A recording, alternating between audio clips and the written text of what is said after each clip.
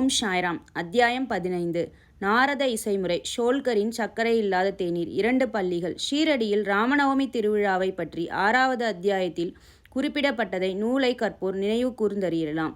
எவ்விதம் அத்திருவிழா முதல் முறையாக நடைமுறைக்கு கொண்டுவரப்பட்டது, எவ்வாறு ஆரம்ப வருடங்களில் அவ்விழாவின் போது கீர்த்தனைகள் பாடுவதற்கான ஒரு ஹரிதாஸை பாடகரை பெறுவது பெருங்கடினமானதாய் இருந்தது, எவ்வாறு தாஸ்கனுவிற்கே இவ்விழாவினுடைய கீர்த்தனை பொறுப்பை நிரந்தரமாக பாபா ஒப்படைத்தது, அதிலிருந்து தாஸ்கனு அதனை எவ்வாறு வெற்றிகரமாக நிறைவேற்றி கொண்டு வருகிறார் ஆகியவைகளை நினைவு கூர்ந்தறியலாம்.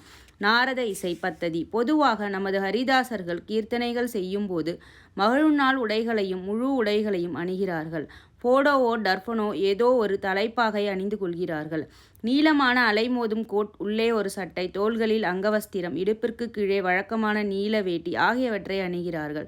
ஷீரடி கிராமத்தில் ஒரு கீர்த்தனைக்காக தாஸ்கனு ஒருமுறை இவ்வாறாக உடையணிந்து பாபாவிடம் வணங்குவதற்காக சென்றார்.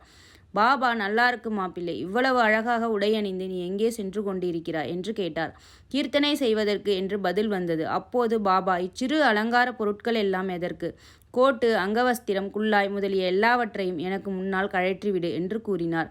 தாஸ்கனு உடனேயே அவற்றை எடுத்து பாபாவின் பாதத்தடியில் வைத்தார். அதிலிருந்து கீர்த்தனை செய்யும்போது தாஸ்கனு இடுப்புக்கு மேல் ஒன்றும் அணிவதில்லை. கைகளில் ஒரு ஜதை, சப்பலக்கட்டை, கழுத்தில் மாலை இவற்றுடனேயே எப்போதும் இருந்தார். எல்லா பாடகர்களும் கைக்கொள்ளும் முறையுடன் இது ஒத்ததா இல்லை, ஆனால் இதுவே மிக சிறந்த மிக தூய வழியாகும். கீர்த்தனை பத்ததிகளை படைத்துருவாக்கிய நாரத ரிஷியே மேல் உடம்பிலும் தலையிலும் ஏதும் அணியவில்லை. தம் கையில் வீணையேந்தி இடந்தோறும் அலைந்து திரிந்து கடவுளின் புகழை பாடினார். ஷோல்கரின் சர்க்கரையில்லா தேநீர். புனே, அகமத் நகர் ஜில்லாக்களில் பாபா அறிந்து கொள்ளப்பட்டார். ஆனால் நானா சாஹேப் சாந்தோக்கர் தனது சொந்த தனிப்பட்ட முறையிலான உரையாடல்களாலும் தாஸ்கனு தனது மிக உயர்வான கீர்த்தனைகளாலும் கொங்கணத்தில் பம்பாய் ராஜதானியில் பாபாவின் புகழை பரப்பினார்கள். உண்மையில் தாஸ்கனு தாம் அவரை கடவுள் ஆசிர்வதிப்பாராக தமது அழகிய ஒப்புமையற்ற கீர்த்தனைகளால் அங்கே இருந்த ஏராளமான மக்களை பாபாவினால் பயனுறுபடி செய்தார். கீர்த்தனைகளை கேட்க வந்த மக்கள் வெவ்வேறு சுவையுள்ளவர்களாய் இருப்பர். சிலர் ஹரிதாஸின் அறிவாழத்தை அல்லது புலமையை விரும்புவர். சிலர் அவரது அபிநயங்களையும், சிலர் அவரது பாடலையும், சிலர் அவரது விகட நகைச்சுவைகளையும், சிலர் அவரது துவக்க வேதாந்த வியாக்கியானங்களையும் மற்றும் சிலர் அவரது முக்கிய கதைகளையுமாக பலர் பலவிதமாக ஆர்வம் கொண்டிருப்பர். அவர்களுள் மிகச்சிலரே கீர்த்தனைகளை கேட்பதன் வாயிலாக ஞானிகளிடத்தோ கடவுளிடத்தோ நம்பிக்கையும் பக்தியும் பெறுகிறார்கள். ஆயினும் தாஸ்கனுவின் கீர்த்தனைகளை கேட்கும் அவையோர்களது மனங்களில் விளைவு மின்சாரமாகும். அது அங்கனமே இருந்தது. கீழ்கண்ட ஒரு நிகழ்ச்சியை இங்கு தருகிறோம். தாஸ்கனு ஒருமுறை தானேவில் கோபினேஸ்வர் கோவிலில் சாயிபாபாவின் புகழை பாடி கீர்த்தனை செய்து வந்தார். அவையோர்களுள் ஷோல்கர் என்பவர் சிவில் கோர்ட்டில் ஒரு தற்காலிக ஊழியராக வேலை பார்த்து வந்த ஏழையாவார். மிகவும் கவனத்துடன் தாஸ்கனுவின் கீர்த்தனையை அவர் கேட்டு பெரிதும் உருகி போனார்.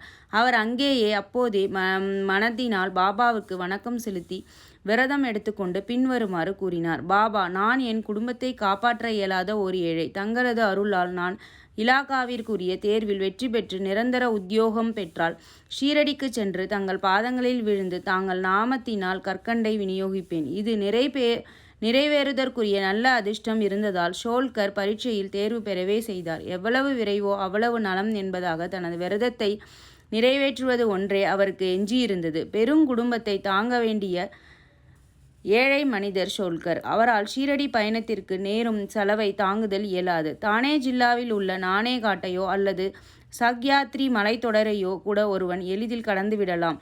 உம்ரே காட்டை, அதாவது வீட்டின் தலைவாயிலை ஓர் ஏழை மனிதன் கடப்பது என்பது மிக மிக கடினமானது. எவ்வளவு விரைவில் தனது விரதத்தை பூர்த்தி செய்ய முடியுமோ அவ்வளவு விரைவில் பூர்த்தி செய்ய ஆவலும் கவலையும் உற்ற ஷோல்கர் தனது செலவை குறித்து சிக்கனப்படுத்தி பணத்தை சேகரிக்க தீர்மானித்தார். தனது உணவிலும் தேநீரிலும் சர்க்கரை உபயோகிப்பதில்லை என முடிவு செய்து தேநீரை சர்க்கரையின்றியே அருந்தத் தொடங்கினார். இவ்வாறாக அவர் சிறிது பணம் சேகரிக்க இயன்றதும் ஷீரடியை வந்தடைந்து பாபாவின் தரிசனத்தை பெற்றார். அவர் பாதங்களில் விழுந்தார். ஒரு தேங்காயை அர்ப்பணித்தார். தனது விரதப்படி அந்தக்கரண சுத்தியுடன் கற்கண்டை விநியோகித்தார். பாபாவிடம் அவரது தரிசனத்தால் தான் மிகவும் மகிழ்ச்சியுற்றதாகவும் அன்றைய தினத்தில் அவரது ஆசைகள் பூர்த்தியாயின என்றும் கூறினார். தன்னுடைய விருந்து உபசரிப்பாளராகிய பாபு சாஹேப் ஜோக்குடன் ஷோல்கர் மசூதியில் இருந்தார்.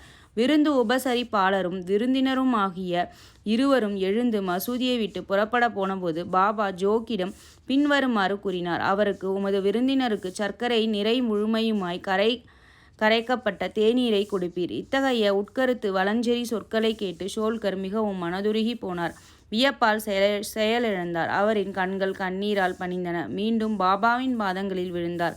தனது விருந்தினருக்கு அளிக்கப்பட வேண்டிய தேநீரை பற்றிய வழிநெறியை கேட்டு ஜோக்கும் ஆச்சரியமடைந்தார். தமது சொற்களின் மூலம் ஷோல்கரின் மனதில் நம்பிக்கையும் பக்தியையும் தோற்றுவிக்க பாபா விரும்பினார். அவருடைய விரதப்படி தாம் கற்கண்டை பெற்று கொண்டதையும் உணவில் சர்க்கரை பயன்படுத்தக்கூடாது என்று அவரது இரகசிய தீர்மானத்தையும் தாம் முழுமையுமாக அறிந்திருப்பதாக அது அங்கனம் இருந்தபடியே பாபா குறிப்பிட்டார். பாபா கூறியதன் பொருளாவது, என் முன்னர் பக்தியுடன் உங்களது கரங்களை நீட்டுவீர்களேயானால் உடனேயே இரவும் பகலும் உங்களுடன் கூடவே நான் இருக்கிறேன். இவ்வுடம்பால் நான் இங்கேயே இருப்பினும் 7 கடலுக்கப்பால் நீங்கள் செய்வதையும் நான் அறிவேன். இந்த பரந்த உலகின் கண் நீங்கள் விரும்பியபடி எங்கு வேண்டுமானாலும் செல்லுங்கள்.